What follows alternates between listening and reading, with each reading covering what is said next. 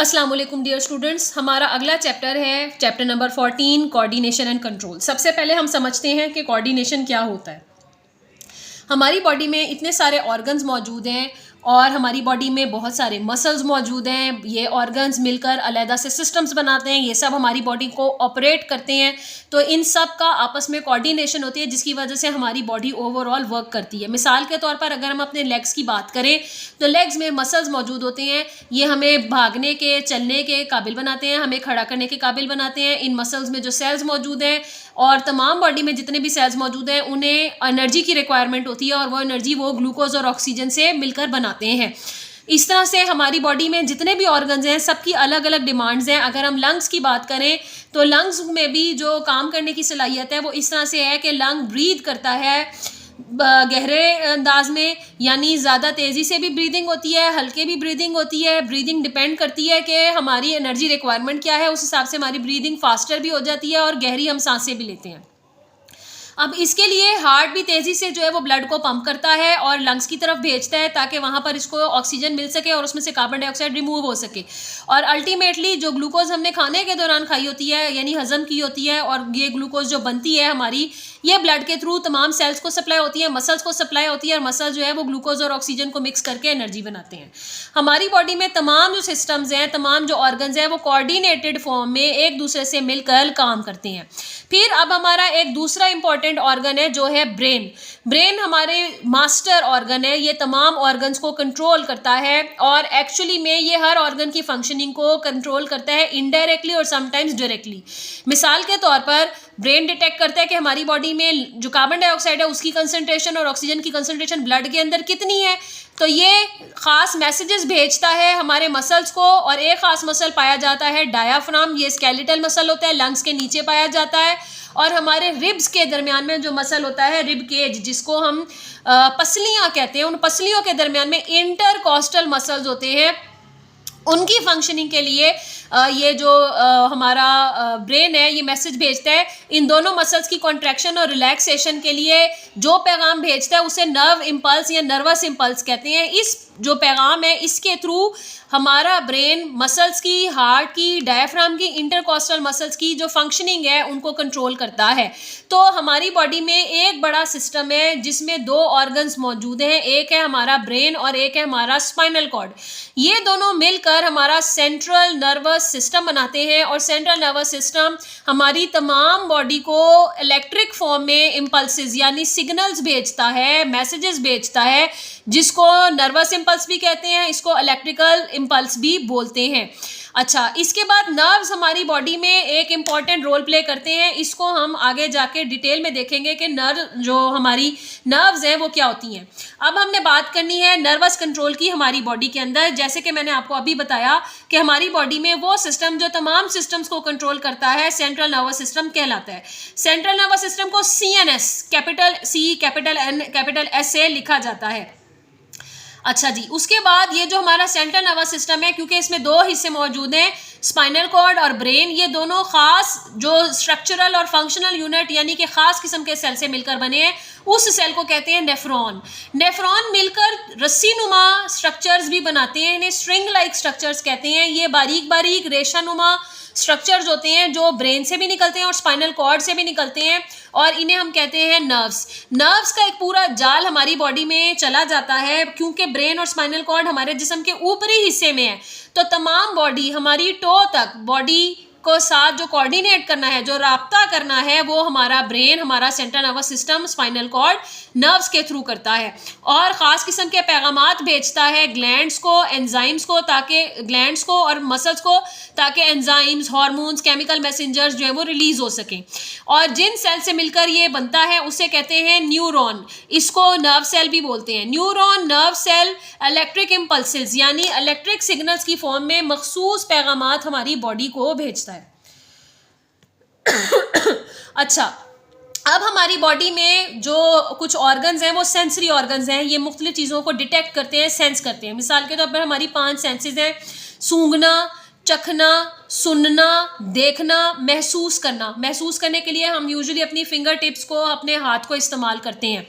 और हमारी बॉडी में जो काम करती हैं एक्चुअली ऑर्गन्स तो सारे काम करते हैं, लेकिन सेंट्रल नर्वस सिस्टम की जो इम्पल्सेस हैं यानी जो मैसेजिंग है उसकी बुनियाद पर ख़ास किस्म के ऑर्गन्स सेंसेस से आने वाले पैगामात के मुताबिक पैगाम को इंटरप्रेट करते हैं और फिर काम करते हैं। उन्हें हम कहते हैं इफेक्टर्स। हमारी बॉडी में इफेक्टर्स वो ऑर्गन्स हैं जो कि ब्रेन से आने वाले पैगाम के नतीजे में काम करेंगे। ये दो तरह के होते हैं, ग्लैंड्स और मसल्स। ग्लैंड्स वो जो कि सिक्रीशन पैदा करेंगे यानी किसी किस्म की लिक्विड चीज़ को सिक्रीट करेंगे। मिसाल के तौर पर हमारे मुंह में स्लाइवरी ग्लैंड है तो ये स्लाइवा थूक पैदा करता है। इसी तरह हमारे मसल्स, मिसाल के तौर पर अगर आपकी उंगली पर कोई चीज़ चुभ जाती है, पिन चुभ जाती है या कोई गर्म चीज़ लग जाती है तो आप फ़ौरन हाथ हटा लेते हैं क्योंकि आपके मसल्स काम करते हैं और आपकी बॉडी ब्रेन के थ्रू ये डिटेक्ट कर लेती है कि यहाँ से आपको नुकसान पहुँचा है। तो हमारी बॉडी पर जो मसल्स पाए जाते हैं जिन्हें बाइसेप्स मसल कहते हैं ये इफेक्टर हैं और इसी तरह के बहुत सारे मसल्स हमारी बॉडी में काम करते हैं। इसी तरह स्लाइवरी ग्लैंड भी एक इफेक्टर है और ये ग्लैंड की किस्म है यानी ये सिक्रीशन पैदा करता है, ये लिक्विड चीज़ पैदा करके तो अपना फंक्शन जो है वो परफॉर्म करता है। इन सबको काम करवाने के लिए हमारा जो ब्रेन है वो असल में पैगाम भेजता है और वो पैगाम होता है नर्व इम्पल्स। इसे नर्वस इम्पल्स भी कहते हैं और इसे इलेक्ट्रिकल इम्पल्स भी बोलते हैं। अच्छा, अब यहाँ आपको एक और इम्पॉर्टेंट बात बता दूँ कि हमारी बॉडी में जो नर्व्स हैं वो सेंट्रल नर्वस सिस्टम का हिस्सा जो है वो नहीं है, ये एक अलहदा सिस्टम बनाती हैं जिसको हम आगे जाके पढ़ेंगे। लेकिन ये पैगाम रसानी करती हैं ब्रेन का यानी सेंट्रल नर्वस सिस्टम का और स्पाइनल कॉर्ड का। फिर ये इम्पल्सेस लेकर जाती हैं हमारी तमाम बॉडी तक, आँखों तक, कानों तक, स्किन तक और तमाम ऑर्गन्स तक। और इस ख़ास पैगाम को जो नर्व इम्पल्स की शक्ल में आता है जो सेंस ऑर्गन्स तक जाता है उसको सेंसरी इम्पल्स कहते हैं और जो पैगाम इफेक्टर्स तक जाता है उसे मोटर इम्पल्स कहते हैं। यहाँ हम बात कर सकते हैं कि हमारा जो नर्वस इम्पल्स है ये दो तरह का है। अगर तो ये ब्रेन से सेंसरी इम्पल्स तब होगा जब सेंस ऑर्गन्स तक जाएगा, जैसे आंखों तक पैगाम जाना, कानों तक पैगाम जाना, ज़बान तक पैगाम जाना, नाक तक पैगाम जाना, ये हमारे सेंस ऑर्गन्स हैं तो इसे हम बोलेंगे सेंसरी इम्पल्स। और अगर हमारी बॉडी से जो सेंट्रल नर्वस सिस्टम है ब्रेन और स्पाइनल कॉर्ड उससे पैगाम जाता है और ये पैगाम पट्ठों तक जाता है यानी कि मसल्स और जो हमारे फैक्टर्स की दूसरी किस्म है ग्लैंड्स वहाँ तक जाता है तो इसको हम बोलेंगे मोटर इम्पल्स। अच्छा, अब यहाँ हमने आपको एक डायग्राम दिखानी है। ये डायग्राम आप देख सकते हैं कि हमारा ब्रेन जो है ये सेंट्रल नर्वस सिस्टम का पार्ट है। यहाँ नीचे से जहाँ मैंने पेंसिल की है यहाँ से लेकर ठीक यहाँ आपकी टेल बोन के पास ये जो सेंटर में एक स्ट्रिंग लाइक स्ट्रक्चर है ये स्पाइनल कॉर्ड है। इसे उर्दू में हराम मग़ज़ कहते हैं। ये बड़ा इंपॉर्टेंट हिस्सा है ब्रेन के बाद सेंट्रल नर्वस सिस्टम का, ये इंपॉर्टेंट हिस्सा है। ये दोनों मिलकर ही सेंट्रल नर्वस सिस्टम CNS बनाते हैं। सॉरी, ब्रेन से भी कुछ नर्व्स निकलती हैं जो कि आप यहाँ पर फेस पर बनी हुई देख रहे हो, बारीक बारीक रेशा ये स्ट्रक्चर्स होते हैं। और जो स्पाइनल कॉर्ड है उससे भी बारीक बारीक नर्व्स निकलती हुई देख रहे हो आप। स्पाइनल कॉर्ड से जो नर्व्स निकलती हैं वो बाकी सारी बॉडी में सारा जाल बिछाती हैं, नेटवर्क बिछाती हैं और ये नर्व्स जो है वो बॉडी के नीचे हिस्से तक जाती हैं। ये जो नर्व्स स्पाइनल कॉर्ड से निकलती हैं इन्हें स्पाइनल नर्व्स कहते हैं। इन्हें पेरिफेरल नर्वस सिस्टम का हिस्सा माना जाता है। और हमारे ब्रेन से भी नर्व्स निकलती हैं जो हमारे मुंह के इर्द गिर्द के पास आपको नजर आ रही हैं। इनको यहाँ लेबल नहीं किया लेकिन मैं आपको एक एक्स्ट्रा इन्फॉर्मेशन देना चाहती हूँ और इनको कहते हैं क्रेनियल नर्व्स। ब्रेन से जो नर्व्स निकलती हैं उन्हें कहते हैं क्रेनियल नर्व। अब आपको मैं यहाँ पर दिखा सकती हूँ कि इंसान के पाँवों तक, टांगों तक और ऊपर जो धड़ हमने अभी देखा है वहाँ तक तमाम बॉडी में नर्व्स का एक जाल बिछा होता है और ये जो नर्व्स स्पाइनल कॉर्ड से निकलती हैं ये पेरिफेरल नर्वस सिस्टम बनाती हैं। अब हमने उस स्ट्रक्चर को देखना है जिससे ये सारा जो सिस्टम है ये बना है और वो है न्यूरॉन। न्यूरॉन स्ट्रक्चरल और फंक्शनल यूनिट है सारे नर्वस सिस्टम का, चाहे वो ब्रेन हो, चाहे वो स्पाइनल कॉर्ड हो, चाहे वो नर्व्स हो, सब के सब नर्व सेल्स या न्यूरॉन से मिलकर बने हैं। न्यूरॉन्स जो होते हैं वो 3 तरह के होते हैं। वो जो पैगाम को सेंस ऑर्गन तक लेकर जाते हैं वो सेंसरी न्यूरॉन कहलाते हैं। बाज़ दफ़ा सेंसरी न्यूरॉन खुद भी मैसेजेस को डिटेक्ट कर लेते हैं, पैगामात को डिटेक्ट कर लेते हैं और हमारी बॉडी से बाहर होने वाले चेंजेस को भी डिटेक्ट कर लेते हैं। मोटर न्यूरॉन वो न्यूरॉन की किस्म है जो कि इफेक्टर्स तक जाती है और दिमाग का पैगाम, स्पाइनल कॉर्ड का पैगाम इफेक्टर जो न्यूरॉन है ये पहुंचाती हैं इफेक्टर्स तक यानी ग्लैंड्स तक और आपके मसल्स तक। अब हम देखेंगे कि जो न्यूरॉन है उसका स्ट्रक्चर कैसा है। हमने 2 न्यूरॉन्स की जो डायग्राम्स है उनको देखना है, उनको फोकस करना है और फिर उसके बाद हमने इसमें डिफरेंस भी देखना है क्योंकि आपकी जो टेस्ट योरसेल्फ है उसमें इसका डिफरेंस जो है वो एक्सप्लेन किया गया है। ये जो है वो सेल का मेन हिस्सा है। ये यहाँ पर आप देख सकते हैं कि टॉप पर है, इसको कहते हैं सेल बॉडी। सेल बॉडी में से बारीक बारीक ब्रांचेस निकलती हैं जिन्हें कहते हैं डेंड्राइट्स, और सेंटर में आपको इसका न्यूक्लियस नजर आ रहा है। ये वाला जो न्यूरॉन है स्ट्रक्चर में इससे फर्क है, मैं अभी आगे आपको बताऊंगी कि इन दोनों को क्या कहते हैं। पहले हम स्ट्रक्चर को डिस्कस कर लेते हैं। यहाँ आप सेल बॉडी देख रहे हैं कि दरमियान में है, इसकी सेल बॉडी टिप पर है, टर्मिनल है, इसकी सेल बॉडी जो है वो साइड वाइज है, साइड पर है, और आप देख सकते हैं कि इसका न्यूक्लियस भी निकला हुआ है। यहाँ ये जो लंबी सारी फाइबर लाइक स्ट्रक्चर है इसे नर्व फाइबर कहते हैं, और बहुत सारी बुक्स में इसको एक्सॉन भी बोलते हैं। इस एक्सॉन के ऊपर लिपिड्स की, जो कि एक बायोलॉजिकल मॉलिक्यूल है, उसकी एक लेयर चढ़ी होती है, एक कवरिंग चढ़ी होती है जिसको कहते हैं शीथ, और यहाँ से पैगाम जनरेट होता है, जो इलेक्ट्रिकल पैगाम है, यहाँ जिसे कह लीजिए नर्व इम्पल्स है, वो पैगाम जनरेट होता है, और इस सेल के जिसे हम न्यूरॉन पढ़ रहे हैं वो नीचे तक जाता है। तो यहाँ आप देख सकते हैं कि उसने आपको डायरेक्शन भी दी हुई है कि नर्व इम्पल्स यहाँ से जनरेट होती है और आगे जाती है, और इस वाले न्यूरॉन में नर्व इम्पल्स ऊपर से जनरेट होती है और नीचे तक आती है।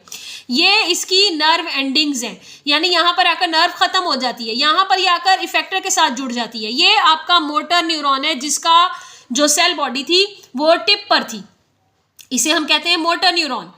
यहाँ आप देख सकते हैं दोबारा, this is our motor neuron, this is our sensory neuron. तो सेंसरी न्यूरॉन क्योंकि सेंस ऑर्गन्स तक लिंक करते हैं इसलिए इसका स्ट्रक्चर थोड़ा सा फर्क है, और मोटर न्यूरॉन जो है वो इफेक्टर्स के साथ लिंक करता है इसलिए इसकी सेल बॉडी जो है वो टर्मिनल है, टिप पर है, इसलिए दोनों के स्ट्रक्चर में फर्क है। इसके बाद एक और न्यूरॉन की किस्म है जिसे रिले न्यूरॉन भी बोलते हैं, जो यहाँ आपका बना हुआ है। इसमें आप देख सकते हैं कि सेल बॉडी बिल्कुल दरमियान में है, इसमें शीथ मौजूद नहीं है, और नर्व फाइबर सादे से ब्रांचेस पर मुश्तमिल है। तो जैसे कि हमने अभी पढ़ा कि ये जो न्यूरॉन है ये 3 शक्लों में पाया जाता है। ये हमारे सेंट्रल नर्वस सिस्टम का हिस्सा बनाता है, ब्रेन को, स्पाइनल कॉर्ड को, नर्व को, और उसके अलावा ये पैगाम रसानी का काम करता है, और बजाते खुद ये 3 तरह का होता है। दिस इज मोटर न्यूरॉन जो इफेक्टर्स के साथ पैगाम रसानी करेगा, दिस इज सेंसरी न्यूरॉन जो सेंस ऑर्गन्स तक पैगाम लेकर जाएगा, मैसेज लेकर जाएगा, this is relay neuron. Relay neuron जो है वो ब्रेन के अंदर मुख्तलिफ कनेक्शंस को पैदा करता है। ये कभी कभी मोटर न्यूरॉन की तरह भी बिहेव कर लेता है, कभी कभी सेंसरी न्यूरॉन की तरह भी बिहेव कर लेता है। तीनों का स्ट्रक्चर जो है वो एक दूसरे से बेसिक जो स्ट्रक्चर है वो सेम है कि cell body, nucleus, nerve fibre मौजूद है, डेंड्राइट्स मौजूद है, बट अरेंजमेंट जो है वो इनकी फ़र्क है। इसके साथ मैं आज के लेक्चर का इख्तिताम करती हूँ। अपना फीडबैक ज़रूर दें, और फिर इसके बाद कल इंशाल्लाह ताला आपसे अगले लेक्चर में मुलाकात होगी।